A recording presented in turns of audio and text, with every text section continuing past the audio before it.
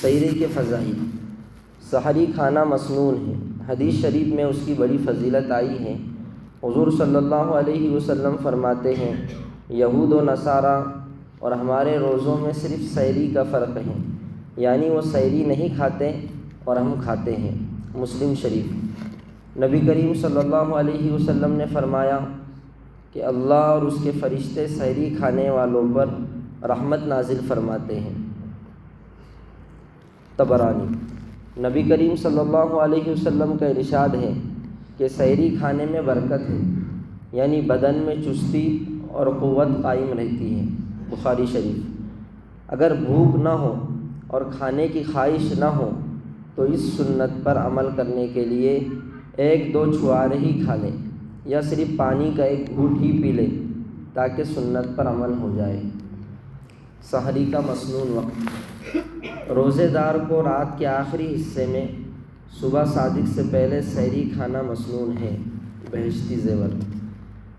سحری میں تاخیر کرنا مستحب ہے، لیکن اتنی تاخیر نہ ہو کہ صبح صادق ہو جائے اور کھاتا رہے۔ جیسے ہم اذان کا انتظار کرتے ہیں تو جو لوگ اذان تک کھاتے ہیں اور اذان ہو گئی تو سمجھو ان کا روزہ خطرے میں، مؤذن صاحب نے اللہ اکبر بول دیے اور ہم ابھی پانی کا گھونٹ ہمارے حلق ہی میں ہے تو تمہارا روزہ خطرے میں ہے، کیونکہ اذان کب شروع ہوئی؟ وقت ختم ہونے کے بعد ہی شروع ہوئی۔ اس لیے جو احتیاط والا وقت دیا گیا ہے کیلنڈروں پر، اسی احتیاط والے وقت پر ہم کیا کریں؟ عمل کریں۔ بعض لوگ آج بھی جو ہے تو اذان کا انتظار کرتے ہیں۔ جو لوگ اذان تک کھاتے پیتے ہیں ان کا روزہ خطرے میں ہے، اس لیے چاہیے ہم کو جو ہمارے پاس کیلنڈر ہے رمضان المبارک کا، اس پر جو وقت ہے اسی کے حساب سے ہم سحری کریں۔ غلطی سے سحری صبح صادق کے بعد کھانا۔ اگر کسی کی آنکھ دیر میں کھلی اور یہ خیال ہوا کہ ابھی رات باقی ہے، اسی گمان پر سحری کھا لی، پھر بعد میں معلوم ہوا کہ صبح صادق ہو جانے کے بعد سحری کھائی تھی، تو وہ روزہ نہیں ہوگا، اس کی قضا لازم ہے اور کفارہ واجب نہیں۔ لیکن پھر دن بھر کچھ کھائے پیے نہیں، روزہ داروں کی طرح کھانے پینے سے رکا رہے، بعد میں اس کی قضا کر لینا چاہیے۔ بغیر سحری روزہ رکھنا۔ اگر رات کو سحری کھانے کے لیے آنکھ نہ کھلے، سب کے سب سو گئے، تو بغیر سحری کے کھائے روزہ رکھ لیں۔ بغیر سحری کھائے روزہ رکھ لیں۔ سحری چھوٹ جانے سے روزہ چھوڑ دینا کم ہمتی کی بات ہے اور بڑا گناہ ہے۔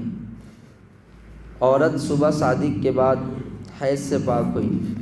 اب چونکہ یہ مسائل عورتوں سے متعلق ہے، لیکن بہرحال ایسے مسائل ہیں کہ عورتیں براہ راست علماء سے پوچھ بھی نہیں سکتی، اس لیے ہم یہاں سنیں اور ایسا کوئی مسئلہ پیش آئے تو ان کو بتا سکتے ہیں۔ اگر عورت صبح صادق کے بعد دن میں کسی وقت حیض یا نفاس سے پاک ہوئی تو اس دن وہ روزہ نہیں رکھے گی۔ دیکھیے، اگر صبح صادق کے بعد دن میں کسی وقت حیض یا نفاس سے پاک ہوئی تو اس دن وہ روزہ نہیں رکھے گی، بلکہ بعد میں اس دن کی قضا کرے گی۔ البتہ روزہ داروں کی طرح غروب تک کھانے پینے سے رکی رہیں۔ حائضہ عورت صبح صادق سے پہلے پاک ہوئی۔ اگر کوئی عورت صبح صادق سے پہلے حیض سے پاک ہو گئی تو اس میں درجہ ذیل تفصیل ہے۔ نمبر 1، اگر وہ 10 دن مکمل حیض میں رہ کر پاک ہوئی ہے تو اب خاص صبح صادق سے قبل اسے غسل کا موقع اور وقت ملا ہو یا نہ ملا ہو، بہرحال وہ اس دن کا روزہ رکھے گی۔ نمبر 2، اگر 10 دن سے کم میں پاک ہوئی ہے تو یہ دیکھا جائے گا کہ صبح صادق سے پہلے وہ غسل کر کے پاک ہو سکتی ہے یا نہیں۔ اگر اتنا وقت ہے کہ پاک ہو سکے تو اس پر اس دن کا روزہ رکھنا ضروری ہوگا، اور اگر اتنا وقت نہیں ہے کہ غسل کر سکے، گویا کہ عین صبح صادق کے وقت پاک ہوئی ہے، تو اب اس پر اس دن کا روزہ رکھنا درست نہیں ہے، بلکہ بعد میں قضا کرنی ہوگی۔ حفاظ کی کثرت کے سبب گھروں میں تراویح پڑھنا۔ بہتر یہی ہے کہ تراویح با جماعت مسجدوں میں ادا کی جائے، لیکن اگر حفاظ کو مسجد میں جگہ نہ ملے، وہ اپنا قرآن سنانے کا سلسلہ جاری رکھنے کی غرض سے اپنے گھروں میں تراویح میں قرآن سنانے کا نظم کریں تو شرعاً اس میں کوئی حرج نہیں۔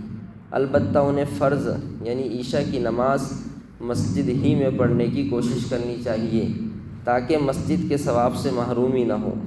کتاب النوازل۔ تراویح کی بعض رکعت چھوٹ جائے اس کو کس طرح ادا کریں؟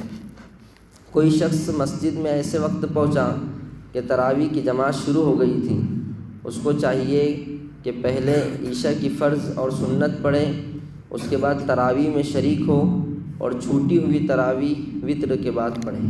یہ مسئلہ بھی اہم ہے، پہلے فرض ادا کرے عشاء کی، پھر امام صاحب کے ساتھ شریک ہو جائے۔ اب آپ کی 4 رکعت چھوٹی تھی، 8 رکعت چھوٹی تھی، تو پھر اب اس کو وطر کے بعد ادا کریں۔ بعض لوگ عشاء کی فرض و سنت پڑھ لینے کے بعد چھوٹی ہوئی تراویح پڑھتے ہیں، جس کی وجہ سے امام کے ساتھ بجماعت تراویح کی رکعتیں مزید چھوٹ جاتی ہیں۔ یہ صحیح نہیں ہے، لہٰذا تراویح شروع ہونے کے بعد دیر سے جو شخص آیا وہ پہلے عشاء کی فرض و سنت پڑھ لے اور امام کے ساتھ تراویح میں شریک ہو جائے، اور اس سے پہلے امام جتنی رکعت تراویح کی پڑھ چکا ہے وہ وطر کے بعد تنہا پڑھ لے۔ اللہ تعالی ہم سب کو ان مسائل پر عمل کرنے کی توفیق عطا فرمائے۔